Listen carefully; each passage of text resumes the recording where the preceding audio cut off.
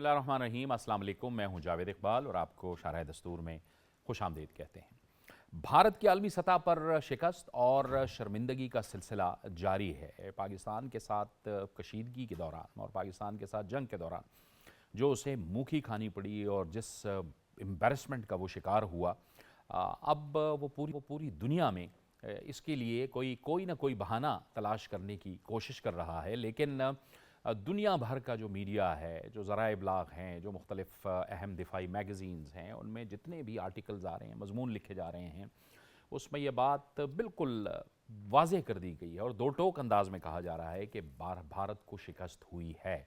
और बावजूद इसके कि भारत ने अब आलमी सतह पर कुछ मुख्तलिफ ममालिक में अपने वफूद भेजने का फ़ैसला किया और अपने वफूद भेज भी दिए, लेकिन उसके बावजूद भी उन्हें वो कुछ हासिल नहीं हो रहा जो उनकी शायद तवक्को थी। और इसकी बुनियादी वजह यह है कि पूरी दुनिया को अब पता चल चुका है कि किस तरह भारत ने एक फॉल्स फ्लैग ऑपरेशन करके, एक बहाना बना के पाकिस्तान के ख़िलाफ़ जारहियत का इर्तिकाब किया और उसके जवाब में पाकिस्तान ने उसको एक भरपूर रद्द अमल दिया। ख़ुद भारत के अंदर दानिश्वर, सियासतदान, उनका अपना मीडिया जो एक रात तो पाकिस्तान पर फतह के हवाले से झूठा प्रोपेगेंडा करता रहा और उसके बाद फिर अगले दिन वो माफिया मांगता रहा, गोदी मीडिया जिसको कहा जाता है, वो भी अब उनसे सवालात पूछ रहा है लेकिन वो जवाब देने के काबिल नहीं हैं।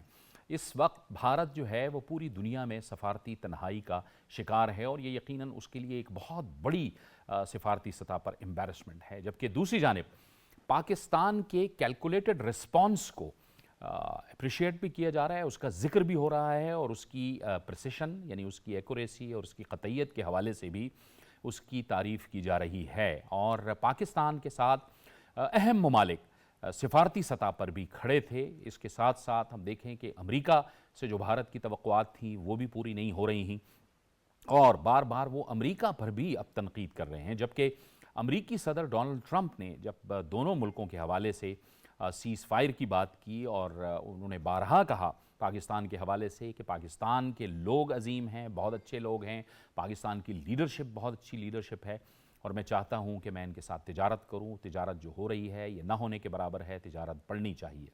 लेकिन इसके साथ साथ भारत अब अपने दिफा में या भारत अपनी शर्मिंदगी को छुपाने के लिए जो फाशिस्ट मोदी है, उसने 2 रोज़ कबल राजस्थान में जिस लबो लहजे का इजहार किया उससे भी उसकी शिकस्त वाज़े हो रही थी। और उसके जवाब में फिर DGI-SPR ने बड़ा खुलकर कहा कि हमने पहले भी भारत को मारा है, हम फिर भी भारत को मारेंगे और अगर भारत दोबारा जारहियत करना चाहता है तो वो देख ले, हम बिल्कुल तैयार हैं। इसके साथ साथ अब पाकिस्तान के वज़ीर आज़म मियाँ मोहम्मद शहबाज शरीफ भी सिफारती तौर पर मुतहर्रिक हो चुके हैं और वो कल से अहम जो दोस्त ममालिक हैं उनका दौरा भी शुरू कर रहे हैं। और ज़ाहिर है इसके अलावा भी हुकूमत पाकिस्तान ने पाकिस्तान पीपल्स पार्टी के चेयरमैन बिलावल भुट्टो ज़रदारी की ज़ेर क़यादत वफूद तैयार किए हुए हैं जो पूरी दुनिया में जाएंगे और पूरी दुनिया को अपना मौक़िफ़ बताएंगे।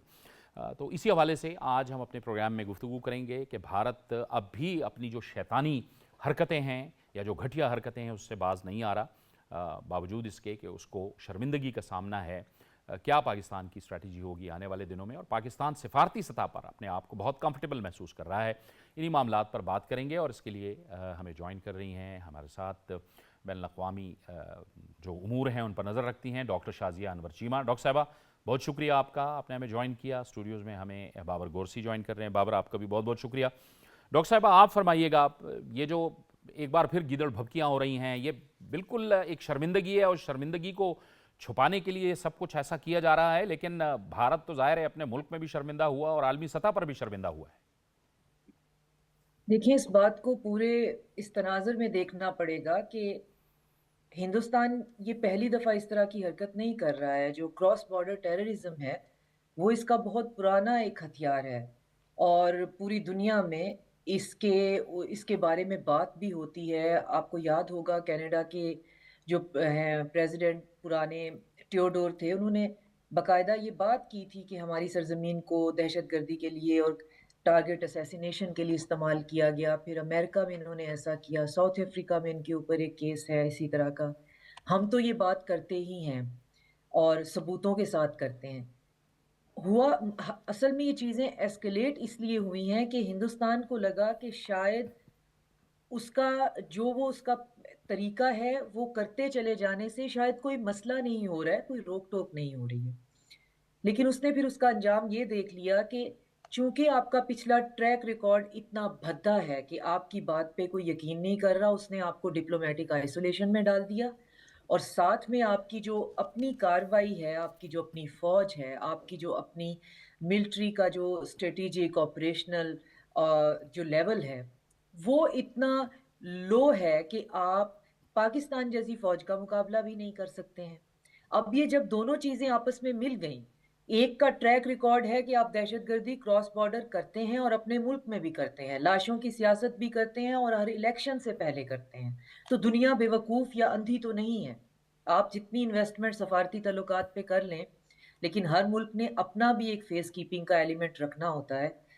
तो उसमें इनकी सफारती तन्हाई में इनका भद्दा माजी शामिल है। और इनकी इस वक्त की जो इनकी काइनेटिक हाई में और इस वक्त की पसपाई पाई में बहरहाल पाकिस्तानी एयरफोर्स का, पाकिस्तानी फौज का, पाकिस्तानी बहरिया का हाथ है। अब इस दोनों को ये ख़त्म करने के लिए, उसको नलीफाई करने के लिए एक प्रोपोगेंडा वॉर मशीन को ऑपरेट कर रहे हैं कि अब अगर हमारे से कोई पीछे कोई ऐसी कमी रह गई है, क्योंकि प्रोपोगेंडा मशीन तो उनकी वैसे ही बहुत ऑपरेशनल है, और उससे फिर ये होगा कि हमें सिंपथी मिलेगी, हमारा नैरेटिव बिकेगा। तो आप इससे भी अंदाज़ा लगा लें इनकी पूरी पॉलिसी का कि ये कितनी ही वायबल है, ये कितनी फ्रूटफुल है कि आप एक मुल्क को डिफेम करने के लिए दुनिया में जो है वो अपने टैक्स पेयर के पैसे लगाकर फिरना शुरू हो गए हैं। और जिसके जवाब में DGISBR ने, हम तो बात ही बहुत मुख्तसर करते हैं कि अगर आप हमारे साथ काइनेटिक सिमेट्रिकल वॉर करेंगे तो उसका अंजाम आपने देख लिया, और अगली दफा कोशिश करेंगे तो इससे भी ज्यादा शर्मनाक होगा। और जो एसिमेट्रिकल वॉर है वो तो ऑलरेडी आप कर रहे हैं, आप दुनिया को बताते हैं कि आपका इसमें कोई हक हिस्सा नहीं है, वो तो आप कर रहे हैं। उसमें हमने पहले ज़रबे अज़्ब टाइप का ऑपरेशन किया था, हम ज़रबे अज़्ब 2 भी शुरू कर सकते हैं और कर देंगे। तो हम आपके साथ मुसलसल, ये एक जहद मुसलसल है जो हमारी किस्मत में एक शैतान के खिलाफ लिख दी गई है। और वो शैतान जो है वो हमारी बदकिस्मती है कि हमारा हमसाया भी है। बिल्कुल तो सही। ये जहद मुसलसल से हम ना पीछे हटने वाले हैं, चाहे ये सिमेट्रिकल है या एसिमेट्रिकल है। इनके पास सिर्फ अब ये है कि ये जाएं और जाके अपने मीडिया पे या अपने डिप्लोमेट्स ये हाइपर मैस्कुलिनिटी और चेस्ट थम्पिंग के साथ जो है ये रांटिंग शुरू कर दें पाकिस्तान के अगेंस्ट, वो भी कोई सुनने को तैयार नहीं है, नहीं है, बिल्कुल क्योंकि आप दुरुस्त कह रही पाकिस्तान हैं। बिल्कुल आप ने दुरुस्त कह रही इन्वेस्ट हैं कि इतना ज्यादा। बिल्कुल सही है। और ये हमने देख भी लिया कि ये जो जो इस वक्त जो भारत की ने पाकिस्तान के साथ कशीदगी इख्तियार की, तो इसमें पूरी दुनिया का रिस्पांस क्या था। ब्रिगेडियर रिटायर्ड सैयद नज़ीर साहब हमें ज्वाइन कर रहे हैं, दिफाई तज्ज़ियाकार। ब्रिगेडियर साहब, आपको भी खुश आमदेद कहते हैं। ब्रिगेडियर साहब, सवाल अब यही उठा रहे हैं कि भारत क्या दुनिया को बता रहा है। भारत तो खुद कनाडा के अंदर, अमेरिका के अंदर रियासती दहशतगर्दी करता रहा है, बलूचिस्तान के अंदर वो रियासती दहशतगर्दी कर रहा है। पूरी दुनिया को पता चल चुका है कि किस तरह बलूचिस्तान में जब जब ये रिसेंटली जाफर एक्सप्रेस का वाकया हुआ तो पूरे हिंदुस्तान ने इसको सेलिब्रेट किया। जी बहुत शुक्रिया। सबको सलाम, आपके सुनने वाले, आपकी टीम को। जब हम देखते हैं भारत को मौजूदा सूरत हाल में, और स्पेशली जो हमारा ऑपरेशन बुनियानुल मरसूस था और हमारे कयाहत था, तो इसके नतीजे में आप देखते हैं कि इंडिया का जो जुगम था, उनका जो घमंड था, उनका जो डिप्लोमेटिक क्लाउड था, उनको जो दुनिया के साथ उनके राबते थे, उनके अलावा उनके जो डिफेंस परचेजेस का जो उनका बड़ा प्लान था और कुछ हासिल कर लिया, कुछ नहीं हासिल किया हुआ था, और उसके अलावा वो जो पाकिस्तान को जिस नजर से देखते थे और जो उनकी मीडिया में जो जिंगोइज्म और फ्रेंजी किस्म की सिचुएशन थी, तो इसके बाद तो जाहिर होता है, और खुसूसी उन तौर पर में उनके उन जर्नैलों की जो कि उनके मीडिया पर आते थे और जो मुख्तलिफ किस्म के आरा और तज्जिया करते थे, तो अभी तो मुझे यूं लग रहा है कि उनको इतनी पसपाई हुई है और इनको इतनी हजीमत उठानी पड़ी है, at home as well as abroad.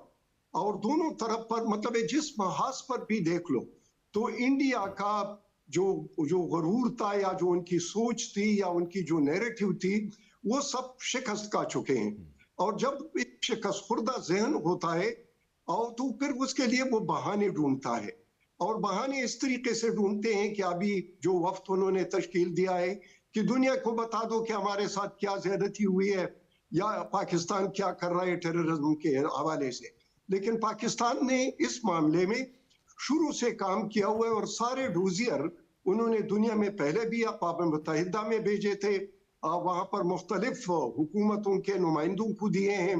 इसके अलावा मौजूदा जो डोजियर्स है, और फिर पाकिस्तान एक विक्टिम है टेररिज्म का, ख्वाह वो अफगान की तरफ से हो, ख्वाह वो इंडिया की तरफ से हो, ख्वाह वो बलूचिस्तान में हो, वो खैबर पुख्तनख्वा में हो, या पूरे पाकिस्तान में हो, ख्वाह वो चीनियों पर हमला हो, ख्वाह इसके अलावा वो बच्चों पर हमला हो, इसके अलावा जो मजदूर होते हैं जो रैशनल बेसिस पर या इथनिक बेसिस पर उनको कत्ल करते हैं, या इसके अलावा जो वो हथियार जो वो इस्तेमाल करते हैं। और इसके अलावा आप ये देख लें कि दुश्मन इतना बुज़दिल हो चुका है और इस किस्म के हथकंडे इस्तेमाल कर रहे हैं कि अभी बच्चों पर हमला करना और उनको अपने उस शिकस्त के बाद उनको निशाना बनाना, इससे पता चलता है कि हमारा दुश्मन कितना घिरा हुआ है, स्पेशली कि जो खुद को एक न्यूक्लियर पावर भी कहते हैं, एक राइजिंग इकोनॉमी भी है उसकी, एक बड़ी डेमोक्रेसी भी है। मेरे ख्याल में ये जितने भी उनके ख्वाब थे या जो उन्होंने नैरेटिव या अपने गिर्द जो उन्होंने दायरे मुख्तलिफ बड़े बड़े खींचे हुए थे कि हम इस दायरे को सिक्योरिटी मेंबर कौंसिल का मेंबर बनेंगे, फिर NSG में हमें एक मेंबर बनाया जाएगा, उसमें शामिल होंगे। और उसके अलावा पाकिस्तान के बारे में जो उनकी सोच थी वो बड़ी कमजोर थी, और मेरे ख्याल में कि मिलिट्री उसमें स्ट्रेटजी में ये सबसे ज्यादा पहला आइटम होता है कि आप अपने दुश्मन को पहचान ले और उसके ताकत को उसके ताकत से ज्यादा देखो, तो तब आप मुकाबला कर सकते हैं। दूसरी बात यह है कि अपने होम ऑडियंस को इतना ऊपर न चढ़ाओ कि वो ये समझे कि लाहौर आज फतह हो गए और कल कराची फतह होगा और परसों पेशावर फतह होगा। और तीसरी बात यह आ जाती है कि आप जो हथकंडे इस्तेमाल करते हैं कि आप हमें इंटरनल फ्रंट पर जो आप कहते हैं कि 3Ds हैं कि डिमोनाइज करो, डिस्टेबलाइज कर दो और पाकिस्तान को डिग्रेड कर दो, और फिर मुख्तलिफ महाजों पर, ख्वाह वो डिप्लोमेटिक महाज हो, ख्वाह वो मीडिया का महाज हो, और फिर खुसूसी तौर पर जो आप नेटवर्क इस्तेमाल करते हैं टेररिज्म का, वो जो पाकिस्तान के मुख्तलिफ इलाकों में सिविलियन को टारगेट करते हैं, वहां पर बच्चों को टारगेट करते हैं, मजदूरों को टारगेट करते हैं, ट्रेन्स को टारगेट करते हैं, और इसके अलावा कोई उसके वसूल नहीं है जो कि न हिंदुत्व मतलब है कि न हिंदुइज्म का ये वसूल है और न मुसलमानों का ये वसूल है और न किसी धर्म का ये वसूल है, लेकिन उसको अपनाया हुआ है। तो मेरे ख्याल में इस हालत में जब हम इंडिया को देखते हैं तो उससे मुख्तलिफ इस किस्म के ऊंचे हथकंडे या ऐसे महाज खोलने की कोशिश करेगा जिससे उनका खोया हुआ साख जो है कम से कम इनको बैसाखी का इतना सहारा मिल जाए कि वो अपने कौम को दिखा सके कि देखो हमने डिप्लोमेटिक महाज को पाकिस्तान को अकेला कर दिया और अभी हमने जो टेररिज्म है उसको मजीद हवा दे दी। आपने देखा जो बच्चों पर हमला हुआ जिस तरीके से उनको कोई अफसोस नहीं हुआ, उन्होंने इस पर कोई इजहार नहीं किया, बल्कि उसको अपना जो तौर पर पाकिस्तान के खिलाफ एक महाज के तौर पर इस्तेमाल करने के तौर पर उसको देखा और उसपे उन्होंने ये आप दुरुस्त कह रहे हैं ब्रिगेडियर साहब, वो तो इतने गिरे हुए लोग हैं कि वो जहाँ पे इस तरह के वाकयात होते हैं, हमने वहाँ तो जो वाकया हुआ हमने उसकी मजम्मत की, वो तो यहाँ जब वाकयात होते हैं उस पे वो जश्न मनाते हैं, वो इतने गिरे हुए लोग हैं। बाबर, इसमें अहम बात यह है कि हर पाकिस्तान में इस कशीदगी के दौरान हर फ्रंट पे पाकिस्तान, आप बयानिए की जंग देखें, आप सिफारती सतह पे देखें और आप मैदान में देखें, हर जगह पे पाकिस्तान ने अल्हम्दुलिल्लाह अल्लाह के ताला के फजलो करम से अपना लोहा मनवाया।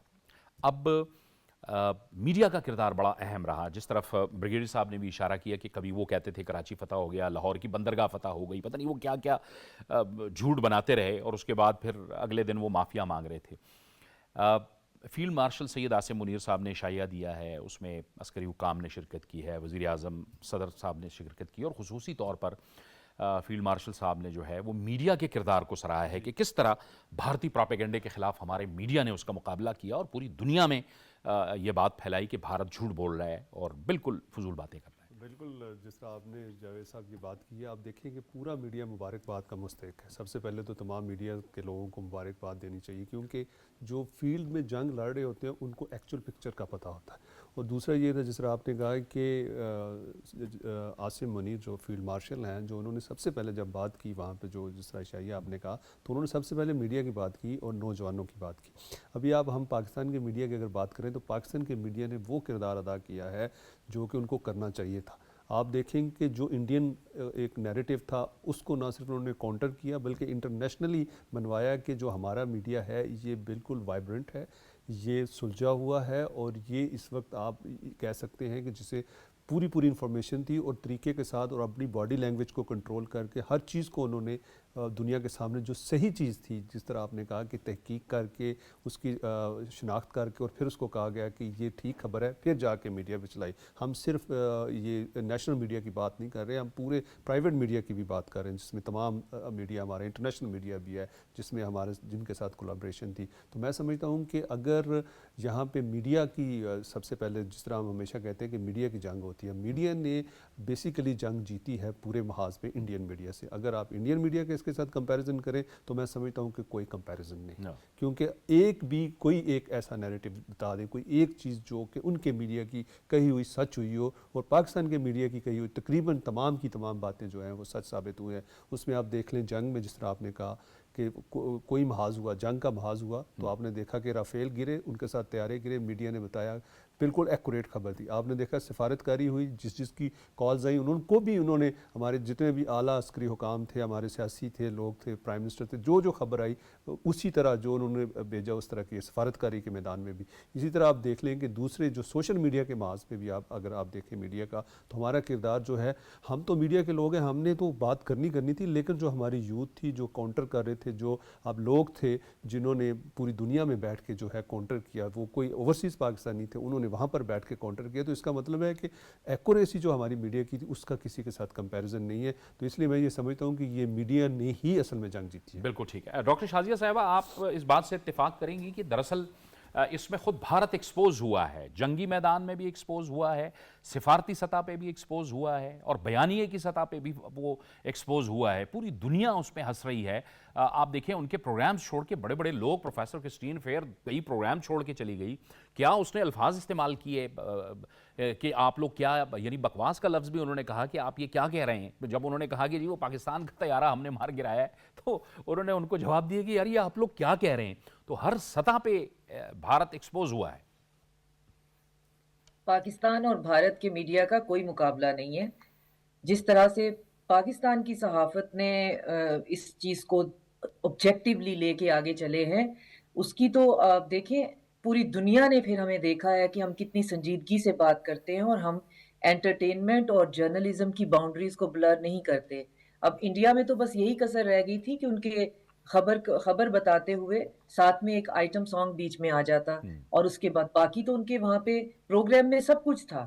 وہاں پہ پلاسٹک کے بنے ہوئے جہازوں سے لے کر جنگی جہازوں تک فیک قسم کی جو ہے وہ سیمولیشن مشینیں تھیں جو بتا رہی تھیں. جی پی ایس استعمال ہو رہا تھا کہ یہ ٹھکانہ ہے یہاں پہ، اور ہیگ کنونشن کی دھجیاں اڑائی جا رہی تھیں جھوٹ کی بنیاد پہ. تو وہ دنیا نے ان کو بہت زیادہ اس چیز کے لیے مذمت سے زیادہ ہزیمت کا باعث ہے، ان کا مذاق بنایا ہے. ان کو لوگوں نے یہ دیکھا ہے کہ آپ کہاں پہ، آپ کو یہ پتا نہیں چلا کہ آپ لاشوں کے اوپر سیاست کرتے کرتے آپ نے صحافت کو بھی انٹرٹینمنٹ بنا لیا. آپ بالی ووڈ اور اپنی جرنلزم کی باؤنڈریز ہی ڈر کر گئے ہیں. کیونکہ پچھلی دفعہ تو ہمیں پتا ہے کہ ارنب گوسوامی کی جب چیٹس لیک ہوئی تھیں تو اس میں وہ کہہ رہا تھا کہ پلوامہ اٹیک میں اس نے جتنے پیسے کمائے ہیں 2 دن میں اس کی جو ٹی آر پی رہی ہے پتہ نہیں اس نے زندگی میں اتنا نہیں کیا. تو یہ تو ہمیں پتہ ہے کہ آپ کے سیاستدان لاشوں پہ ووٹ لیتے ہیں، آپ کے صحافی جو ہیں وہ لاشوں پہ ٹی آر پی لیتے ہیں، لیکن ہمیں یہ نہیں پتا تھا کہ آپ کا ملک جو ہے وہ آپریشن سندور کے نام پہ بھنگڑے ڈالتا ہے، آئٹم سانگ کرتا ہے، جگتے کرتا ہے اور سکٹس کرتا ہے. یہ ہمیں نہیں پتا تھا. یہ ہمارے لیے ایک بالکل نیا تجربہ تھا، اور دنیا نے جب دیکھا تو ان کے لیے بھی پھر یہ حیرت انگیز ترین چیز تھی کہ یہ کیا ہو رہا ہے. اور اس کو چھپانے کے لیے معافیاں تو مانگ ہی رہے ہیں، پلس جب آپ کی کریڈیبلٹی خراب ہو جاتی ہے تو پھر اس کو بننے میں زمانے لگ جاتے ہیں. اب ان کو کون دیکھے گا, ان کی بات پہ کون یقین کرے گا کہ یہ اپنے ہی لوگوں کو پہلے یہ بتا دیا کہ تم چین کے ساتھ بریکٹ میں ہو, تم بہت ترقی کی منزلیں بلکہ طے کیا کر رہے ہو, فرلانگیں مار رہے ہو, اور اس کے بعد پتا چلا کہ مقابلہ کرنے کی بات جب آئی تو بری طرح سے پٹ گئے, تو جھوٹا بیانیہ بنانا شروع کر دیا کہ ہم نے پاکستان پہ حملہ بھی کر لیا اور کامیابی بھی حاصل کر لی ہے. تو لوگوں کو انہوں نے شوق دیا ہے, لوگوں کے اندر کیوس ڈالا ہے, اور اب لوگ ان سے سوال کر رہے ہیں. میں کل ایک کتاب ان کے ایک آتھر نے چھاپی ہے, بہت اچھی کتاب لکھی ہوئی ہے, holy cows and loose cannons. جس طرح سے انہوں نے اپنی سوسائٹی کا اس کے اندر اس کی ڈائسیکشن کی ہے, وہ ان کے منہ کے اوپر ایک تھپڑ ہے. یہ اپنے ہی لکھے ہوئے لوگوں کی کتابیں پڑھ لے تو شرمندگی سے رات کو سو نہیں پائیں گے. تو یہ باتیں دوسروں کو کرتے ہیں, ہم تو ایک اپنی ہماری دھیمی چال ہے, ہمارا اپنا ایک منصوبہ بندی ہوتی ہے, ہم اپنے طریقے سے چلتے ہیں, نہ ہم چیخیں مارتے ہیں, نہ ہم شور لگاتے ہیں کہ جی ہم یہ کر دیں گے, ہم وہ کر دیں گے, ہم نے جو کرنا ہے وہ ہم کر لیں گے.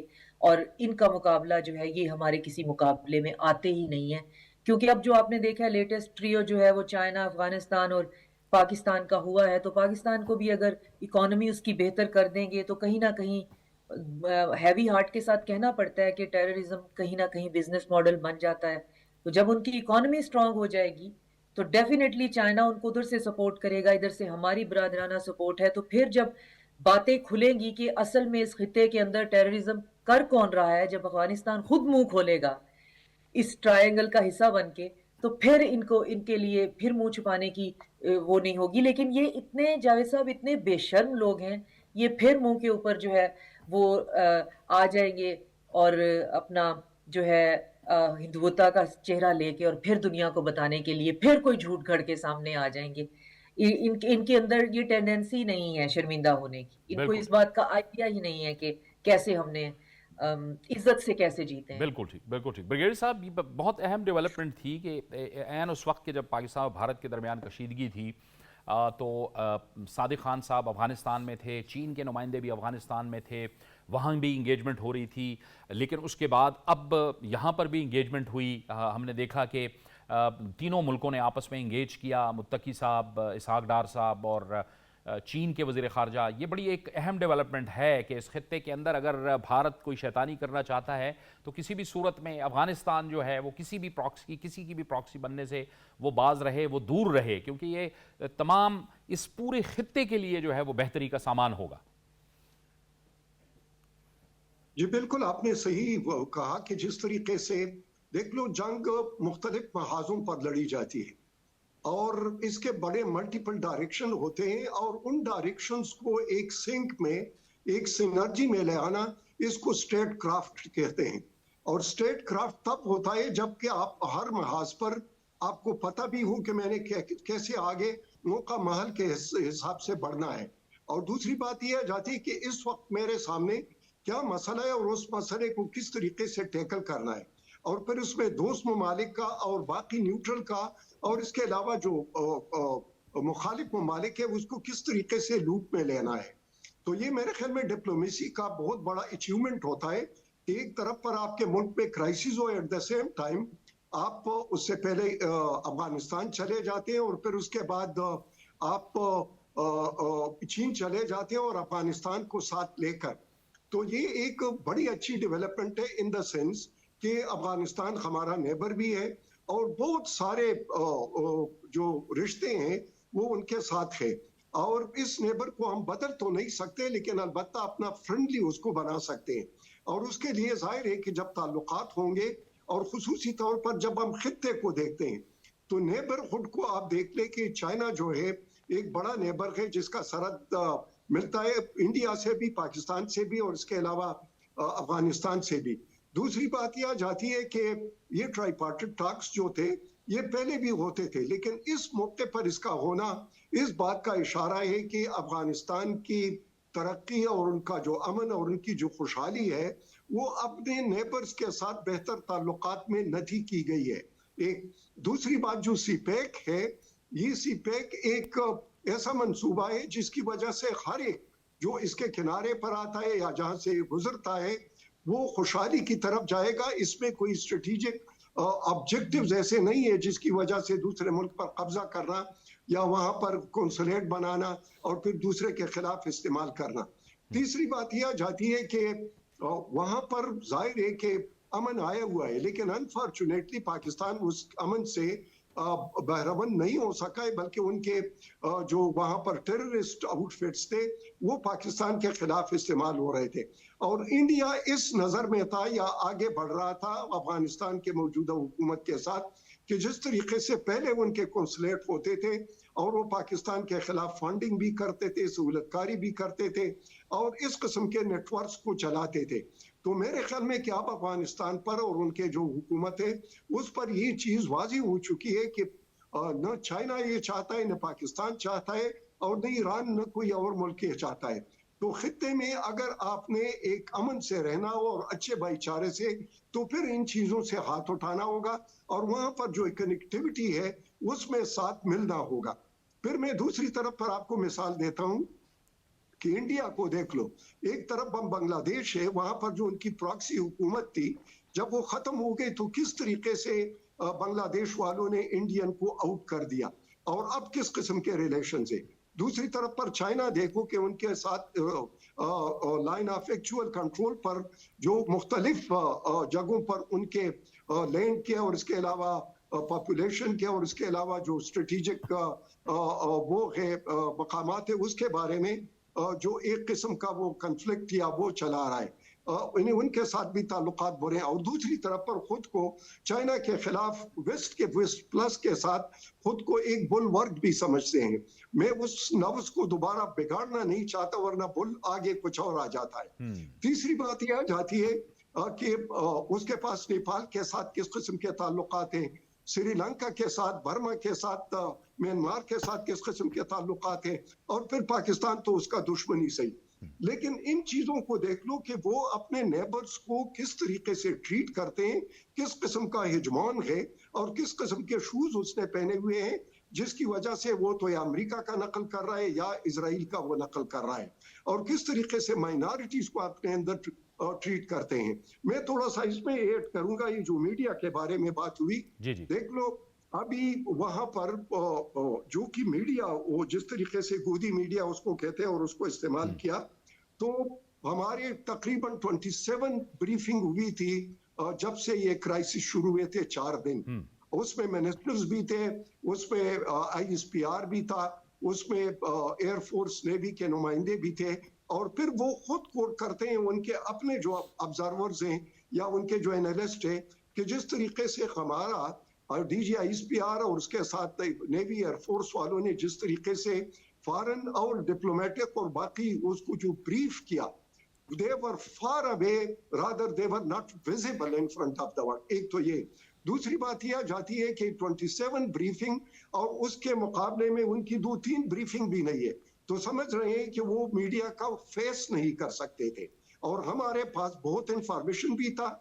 और दूसरी बात ये कि हम सच पर थे, हक पर थे और हम फिक्चुअल चीजें बता रहे थे, तो तभी दुनिया ने और वेस्टर्न मीडिया ने उसको बाई कर दिया। और फिर मोदी से ये सवाल पूछा जा रहा है कि आपने कौम को क्यों मिसलीड किया और तुम जो कह रहे थे कि हमने 80 दौरे किए हैं अपने मुख्तलिफ टेन्योर्स में दुनिया के, वो 80 दौरों पर जो आपने अरबों लगा दिए हैं उसका क्या फायदा है जो कि कोई आपके पास साथ खड़ा ही नहीं है।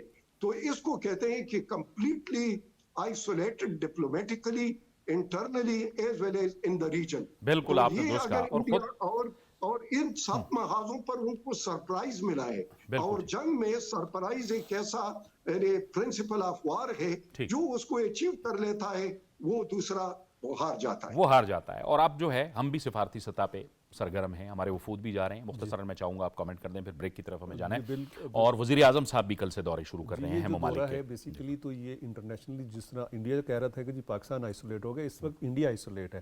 पाकिस्तान तो इस वक्त मेन फ्रेम में आप देखेंगे कि प्राइम मिनिस्टर जा रहे हैं, इससे पहले डार साहब होके आए हैं, तो तमाम चीज़ें जो हैं वो तय हैं। और दूसरा जो इंटरनेशनल वर्ल्ड है, इस जंग के बाद पाकिस्तान की इज्जत में बहुत इजाफा हुआ है।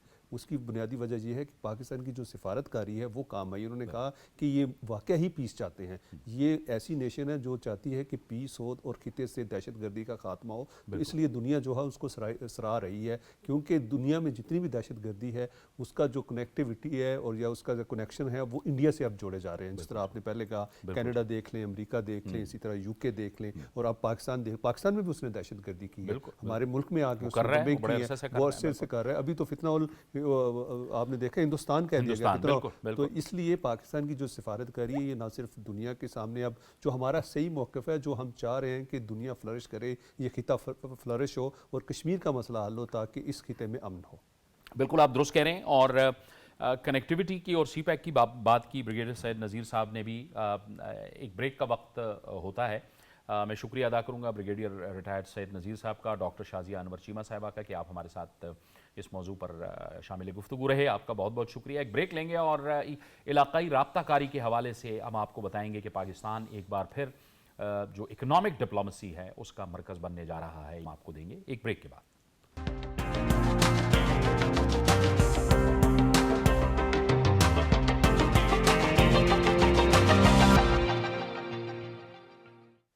प्रोग्राम में नाज़रीन एक बार फिर आपको खुशामदीद कहते हैं। राब्ताकारी, तिजारत और इक़्तिसादी तरक्की के हवाले से अगर बात की जाए तो पाकिस्तान एक बार फिर इकनॉमिक डिप्लोमेसी का मरकज़ बनने जा रहा है।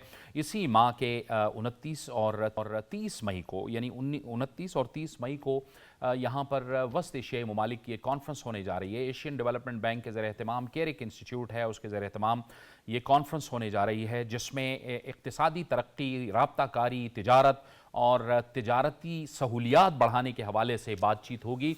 और इस कॉन्फ्रेंस में जो सेंट्रल एशियन रिपब्लिक्स हैं, जो वस्त एशियाई ममालिक हैं, उनके अहम हुकूमती ज़ुअमा शिरकत करने जा रहे हैं, उनके दानिश्वर, उनके रिसर्चर्स, और पाकिस्तान की तरफ से भी पाकिस्तान के जो नुमाइंदे हैं वो शामिल हैं। पाकिस्तान इसको होस्ट कर रहा है और इसमें किस तरह से जो वस्त एशियाई ममालिक के दरमियान जो तिजारत हो रही है, उस तिजारत में जो रुकावटें हैं उनको ख़त्म किया जाए, उनको फैसिलिटेट किया जाए। बॉर्डर पे जहाँ पे बहुत ज़्यादा वक्त लग रहा है क्लियरेंस के हवाले से, उस क्लियरेंस को बढ़ाया जाए, उसको फैसिलिटेट किया जाए, उस वक्त को कम किया जाए। और फिर वस्त एशियाई ममालिक और पाकिस्तान के दरमियान जो लिंक्स हैं, जो रोड लिंक्स हैं, उन पर बातचीत भी होनी है। इसके साथ साथ रेल की जो सर्विस है मुख्तलिफ ममालिक से होते हुए पाकिस्तान वो कैसे पहुँचनी है, इस हवाले से भी बात होनी है। और ये बड़ी अहम कॉन्फ्रेंस है।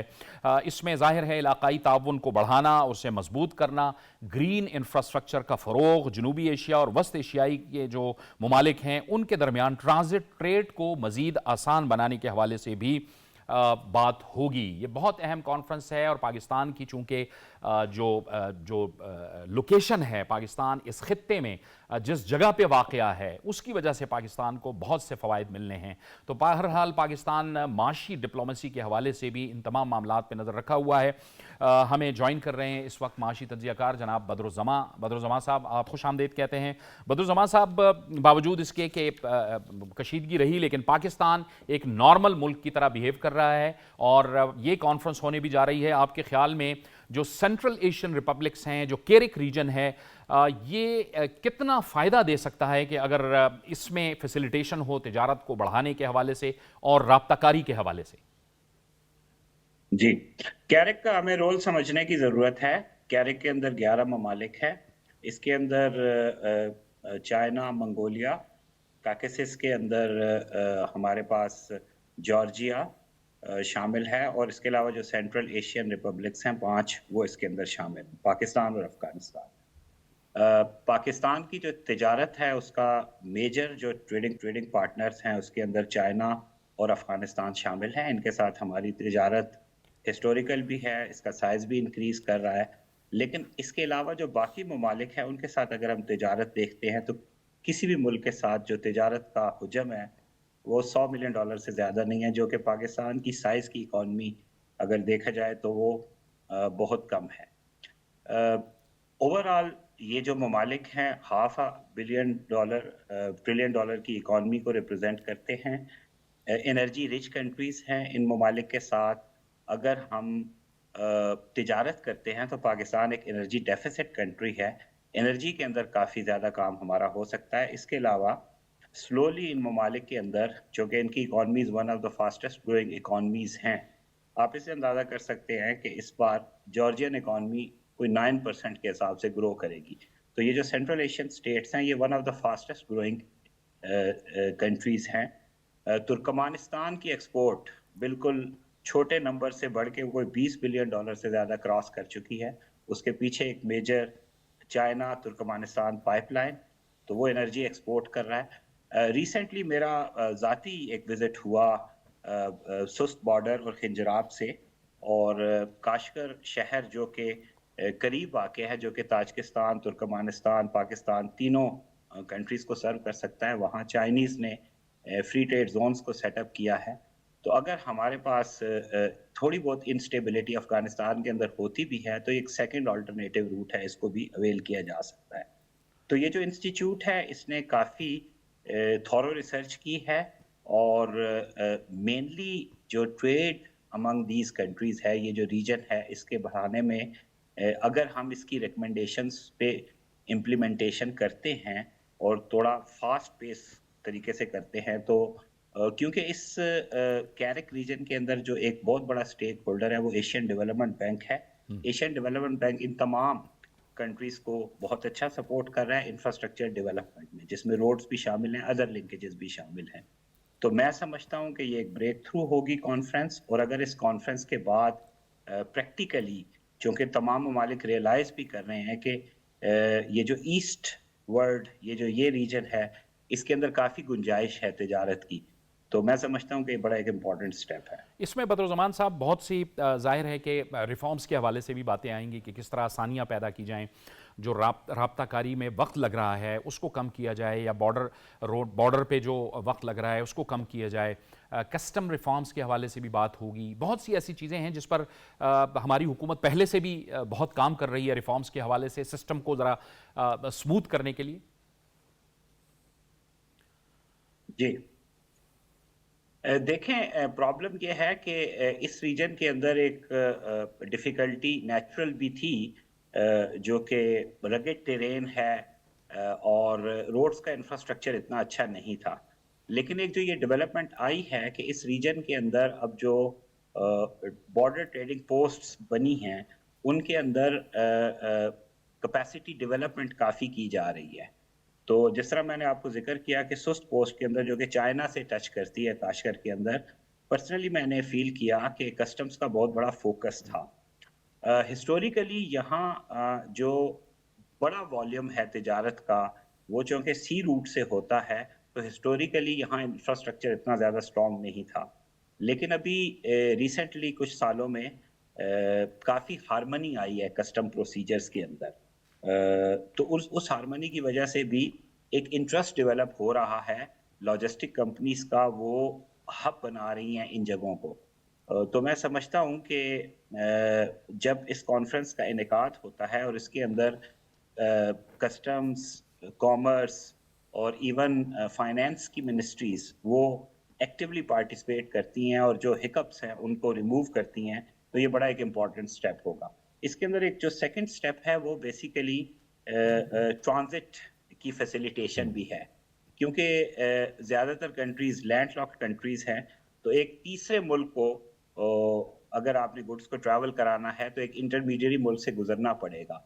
तो वो जो ट्रांजिट आपने देना है गुड्स को, उसके प्रोसीजर्स को भी आसान बनाने की ज़रूरत है। इसकी वजह से तिजारत के अंदर काफ़ी इजाफा हो सकता है।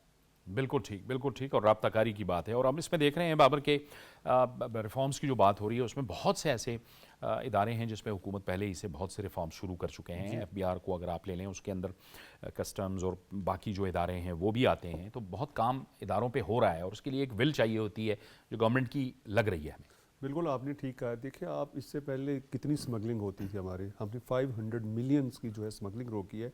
उसकी सिर्फ और सिर्फ ये वजह है कि जो हमने डिजिटल सिस्टम किया बॉर्डर के ऊपर। ये सिर्फ एक अफ़गानिस्तान बॉर्डर की मैं बात कर रहा हूँ, बाकी तो आप इसके अलावा है। तो आप देखेंगे इतनी ज़्यादा अच्छी रिफॉर्म्स हो रही हैं, जिस तरह आपने कहा कस्टम में हो रही हैं, इंटेलिजेंस जो जितने भी हैं इदारे जो कस्टम इंटेलिजेंस के हैं وہ اس کے اوپر کام ہو رہا ہے. اسی طرح آپ دیکھیں ڈیجیٹل اکانومی کی بات ہو رہی ہے.